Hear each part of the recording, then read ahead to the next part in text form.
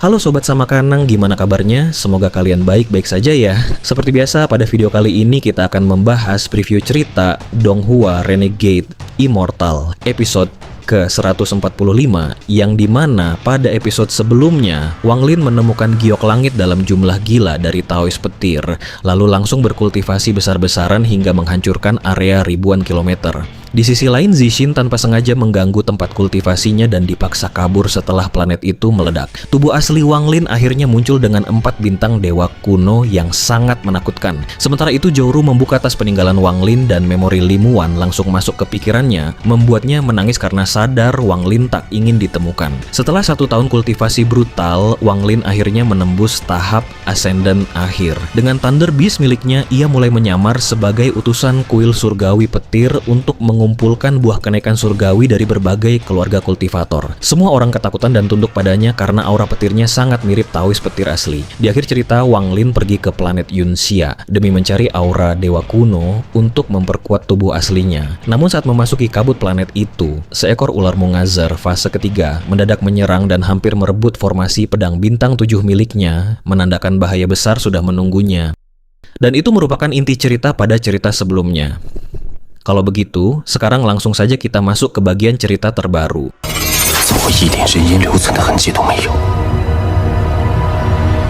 Begitu keluar dari kekangan kabut, perasaan ilahinya kembali bebas, namun pemandangan di bawahnya seketika membuat Wang Lin menghirup udara dingin. Tanaman hijau yang dulu bergoyang kini lenyap, digantikan oleh hamparan tentakel merah tua sepanjang 10.000 kaki yang memancarkan aura misterius hingga membuat kulit kepalanya kesemutan.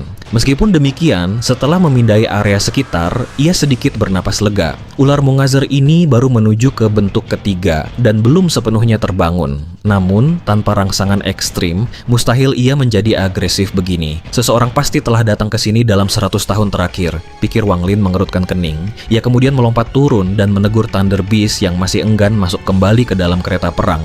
Dengan kemampuanmu, kau harusnya tahu bahaya di sini. Jika kau keras kepala, itu hanya akan mempersulit kita berdua. Tunggangannya hanya menggelengkan kepala besar dengan tatapan jijik ke arah tentakel di tanah. Wang Lin memutuskan mengabaikan ketidaksukaan hewannya dan mulai bergerak menyelinap sangat hati-hati di sela-sela tentakel yang menyimpan daya rusak mengerikan.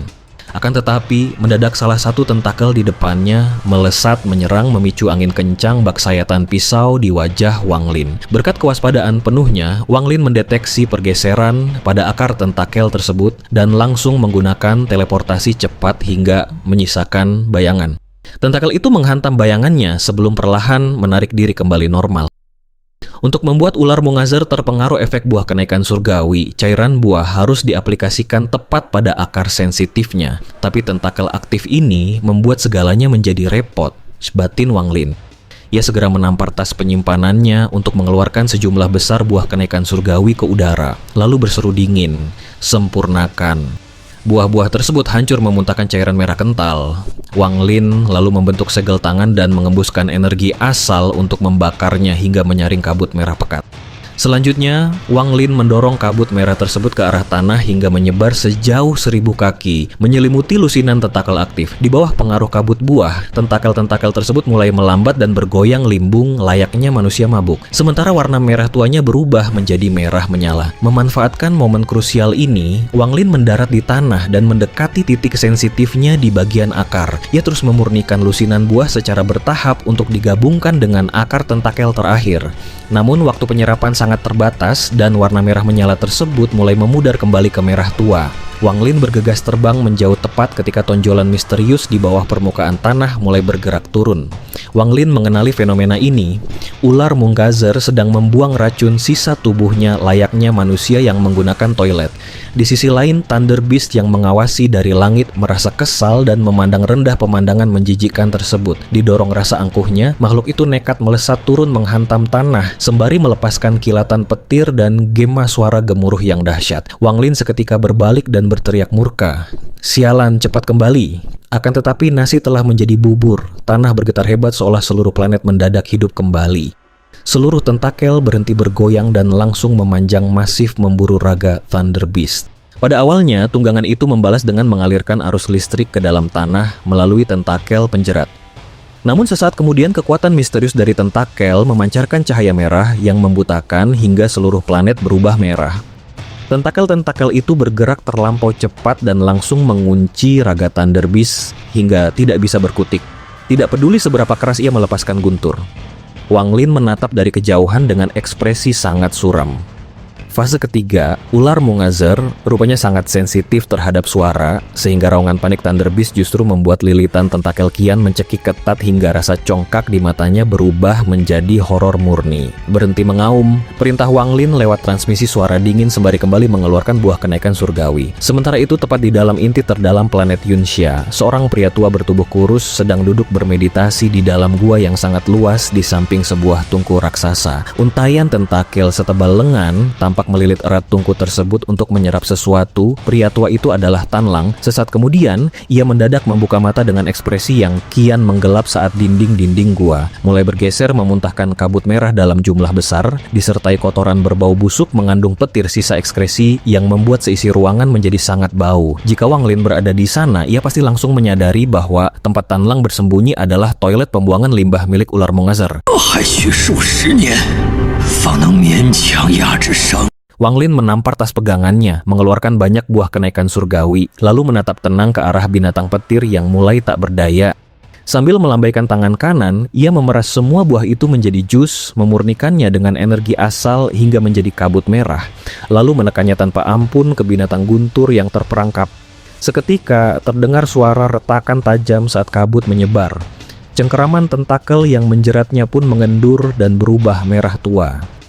Mengambil keuntungan dari situasi itu, binatang guntur segera menyelimuti diri dengan petir, menyusut kembali menjadi kereta perang dan langsung menyerbu keluar. Namun, makhluk itu tampaknya benar-benar ketakutan. Jika sebelumnya ia enggan kembali ke tas pegangan, kini ia langsung patuh saat tangan kiri Wang Lin memasukkannya kembali ke dalam God-Slaying War Chariot. Setelah mengamankan binatang guntur, Wang Lin kembali bergerak. Ia menggunakan kabut merah untuk melemahkan tentakel secara bertahap sebelum menyegel sisa jus di akarnya. Proses ini ia ulangi berkali-kali. Beruntung stok buah kenaikan surgawi miliknya melimpah. Jika tidak, ia pasti sudah kehabisan sejak awal. Wang Lin bergerak sangat waspada. Setelah beberapa hari, ia berhasil menyegel jus tersebut ke sekitar 70% hingga 80% tentakel ular Mungazer di planet itu. Begitu saya mengaktifkan pembatasan, segelnya akan runtuh. Sayang sekali buah kenaikan surgawi sudah habis. Jika semua tentakel terkena, hasilnya pasti sempurna, renung Wang Lin. Ia pun mengurungkan niat untuk mencari buah tambahan, karena takut situasi di tempat aneh ini akan berubah lagi. Apalagi jika ular Mungazer terbangun sepenuhnya, buah itu tidak akan berguna lagi. Di sisi lain, mata Wang Lin berbinar saat ia memutuskan untuk menyelam ke bawah tanah. Karena bumi dipenuhi cairan kental, ia terpaksa mengaktifkan energi spiritual surgawi untuk menembusnya. Saat turun menuju urat logam, Wang Lin tiba-tiba menyadari adanya fluktuasi halus energi spiritual surgawi yang terperangkap di dalam cairan kental tersebut. Padahal seingatnya, cairan itu dulunya keruh dan sama sekali tidak memiliki energi spiritual. Sepertinya ada orang kuat yang datang dalam 100 tahun terakhir dan menggunakan mantra hebat. Inilah alasan mengapa energi surgawi terperangkap di sini dan mengapa ular Mungazer perlahan berubah dari bentuk kedua ke bentuk ketiga, pikirnya. Sesaat kemudian, ia tiba di urat logam yang merupakan tulang ular Mungazer. Sebuah nyala api dinyalakan untuk menerangi kegelapan, memperlihatkan target utamanya. Namun, tepat saat tangan kanannya hendak menyerap tulang itu, ia mendadak berhenti dan merenung. Jika orang kuat yang mengubah kondisi ular itu masih bersembunyi atau terjebak di sini, melepaskan segel buah kenaikan surgawi bisa memicu kehadirannya dan menambah variabel berbahaya. Wang Lin menarik tangannya kembali. Baginya, mengambil tulang dari tubuh ular Mungazer ini adalah salah satu dari 3 momen paling berbahaya dalam hidupnya, setara dengan saat ia mengandalkan kecerdasan di tanah dewa kuno, kehati-hatian di alam surgawi, dan tekad di tanah roh iblis. Ia pun menyusuri tulang itu untuk memastikan situasi. Tidak lama kemudian, ia menemukan celah besar yang tertutup lendir kering. Celah dalam ini jelas baru terbentuk setelah kedatangannya yang terakhir. Setelah memeriksa lendir tersebut, Wang Lin menggunakan angin surgawi untuk mencairkannya.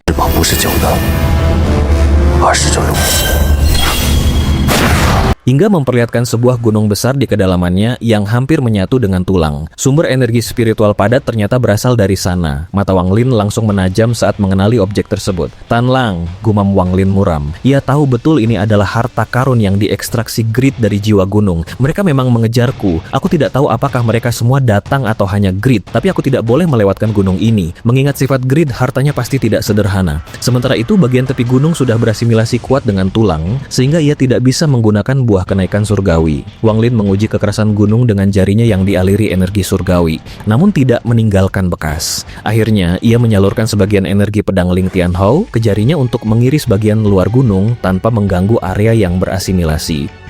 Retakan perlahan muncul dan memisahkan sebagian gunung dari tulang tanpa merangsang ular Mung Azer.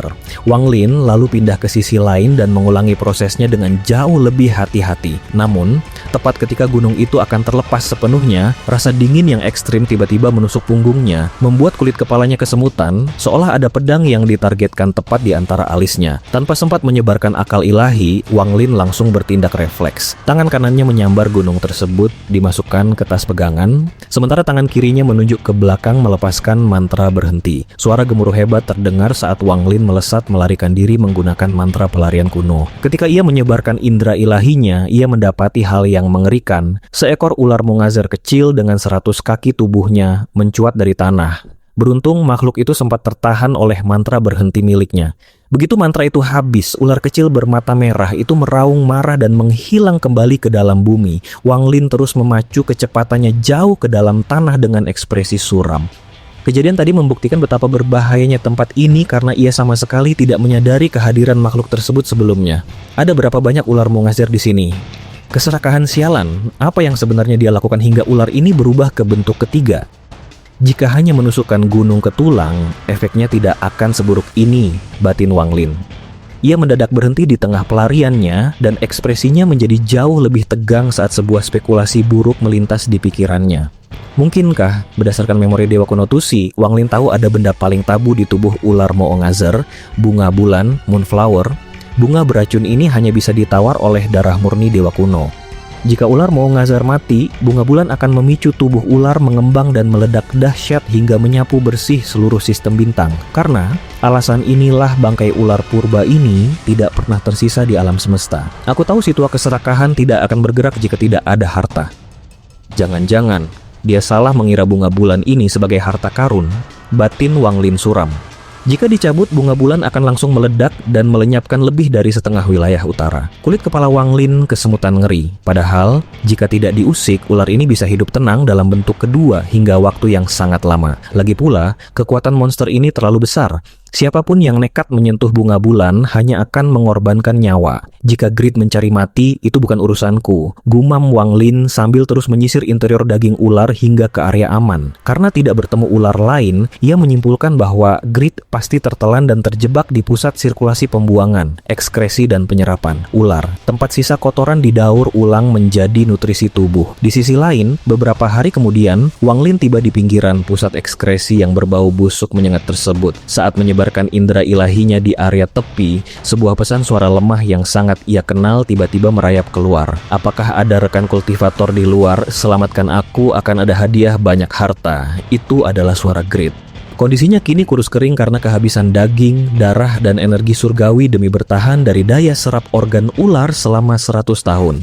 Jika bukan karena benteng tungku misterius miliknya, ia sudah meleleh menjadi nutrisi. Dulu, Grid tergoda menyusup ke dasar planet Yunsha yang tenang setelah tungku misteriusnya mendeteksi getaran harta karun kuat, yang ternyata adalah bunga bulan. Di tengah jalan, sifat tamaknya kambuh saat melihat urat logam, tulang ular, lalu ia nekat menikamkan gunung surgawinya ke sana. Demi mengorek bongkahan besar sekaligus, rasa sakit itu membangunkan sang ular, memaksa Grid bersembunyi di dalam tungkunya selama beberapa tahun. Setelah situasi tenang, ia bergegas menuju lokasi bunga bulan. Meski merasakan energi penghancur yang sanggup membinasakan kultivator sekelas Ling Tianhou, keserakahannya menang. Namun, tepat saat ia menyentuh bunga itu, seluruh planet terbangun, memaksa ular Mung Azer bermutasi ke bentuk ketiga dan menelan Grid bulat-bulat hingga terdampar di tempat pembuangan ini. Berulang kali ia mencoba kabur memakai teleportasi tungku, namun tentakel ular selalu menangkap dan mencampakkannya kembali. Bahkan kini mulai menyedot paksa kekuatan tungkunya. Begitu merasakan riak manusia di luar setelah seabad, sesaat, kegembiraan Grid tak terlukiskan dan ia terus meminta bantuan. Namun Wang Lin tetap membisu dan langsung berbalik pergi secepat angin. Dari informasi bahwa Grid terperangkap sendirian tanpa bantuan selama seabad, ia tahu tidak ada kultivator aliansi lain yang datang ke planet ini.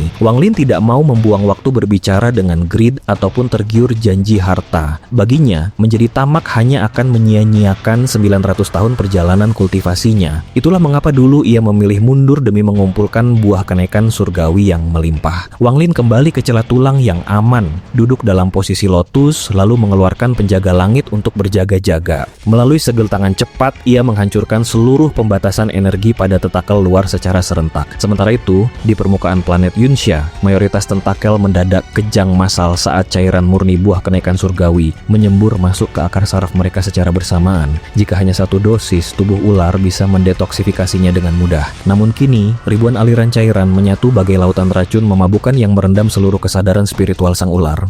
Seketika bumi bergetar dahsyat. Ular Mungazer melepaskan aura gembira yang sangat rileks dan mabuk berat, membuat seluruh tentakelnya lemas dan kehilangan naluri membunuh. Wang Lin yang berpengalaman melihat fenomena spiritual ini segera memanfaatkan momen emas tersebut.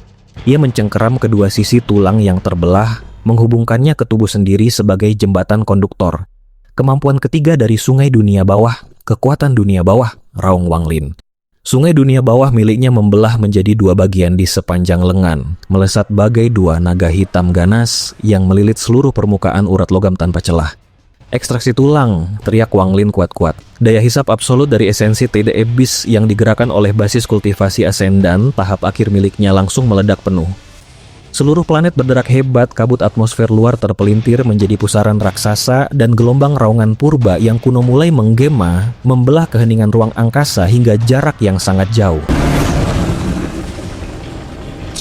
Wang Lin duduk dalam posisi lotus saat kekuatan sungai dunia bawah membungkus urat logam di bawah tanah.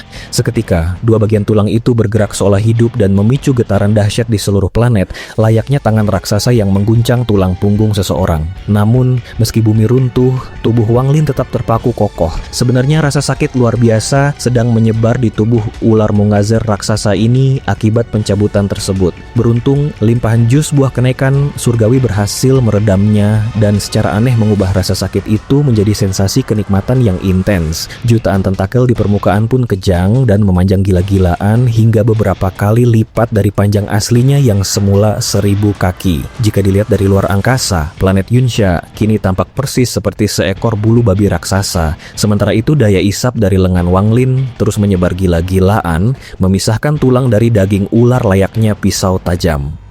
Akibatnya, retakan masif menganga di permukaan planet dan daratan dalam jumlah besar mulai terkelupas, lalu melayang ke luar space, mirip cangkang telur yang retak rontok.